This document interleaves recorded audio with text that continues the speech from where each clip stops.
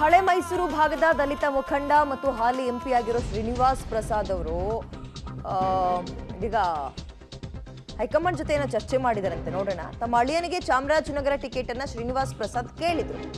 Ticket ತಪ್ಪಿದ ಬಳಿಕವೂ ಸೌಜನ್ಯಕ್ಕೂ ಯಾರು ನನ್ನ ಹತ್ರ ಮಾತಾಡಿಲ್ಲ. ರಾಜ್ಯದ ನಾಯಕರಾಗಿರ್ಬೋದು, ರಾಷ್ಟ್ರದ ನಾಯಕರಾಗಿರ್ಬೋದು, ನಾಯಕರ ನಿರ್ಲಕ್ಷ್ಯದಿಂದ ಶ್ರೀನಿವಾಸ್ ಪ್ರಸಾದ್ ಕುಪಿತಗೊಂಡ್ರಾ? ಟಿಕೆಟ್ ಕೈ ತಪ್ಪಿದ ಮೇಲಾದ್ರೂ ಒಂದ್ಸಲ ಬಂದು ಕರುಣೆಗೆ ಮಾತಾಡಿಸ್ಬೋದಿತ್ತಾನೆ, ಒಂದು ಕನ್ಸರ್ನ್ಗಾದ್ರೂ.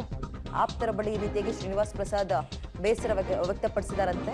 ಇದನ್ನೇ ಎನ್ಕ್ಯಾಶ್ ಮಾಡ್ಕೊಳ್ಳೋಕೆ HC ಮಹಾದೇವಪ್ಪ ಅವ್ರು ಮುಂದಾದ್ರೆ ಅವ್ರ ಮಗ ಸುನಿಲ್ ಬೋಸ್ ಅವ್ರಿಗೆ ಟಿಕೆಟ್ ಸಿಕ್ಕಿದೆ ಅಲ್ಲ, ಗೊತ್ತಿಲ್ಲ. ಅದನ್ನೇ ಎನ್ಕ್ಯಾಶ್ ಮಾಡಿಕೊಂಡು ಈಗ ತಮ್ಮ ಗೆಲುವನ್ನ ಸುಲಭ ಮಾಡ್ಕೊಳ್ಳೋಕೆ ಗೆಲುವಿನ ಹಾದಿಯನ್ನ ಮುಂದಾದ್ರ ಗೊತ್ತಿಲ್ಲ.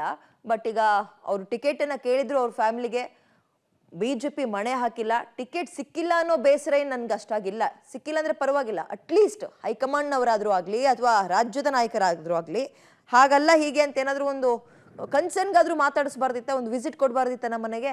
ಈ ಬೇಸರ ಅವರಲ್ಲಿದೆ.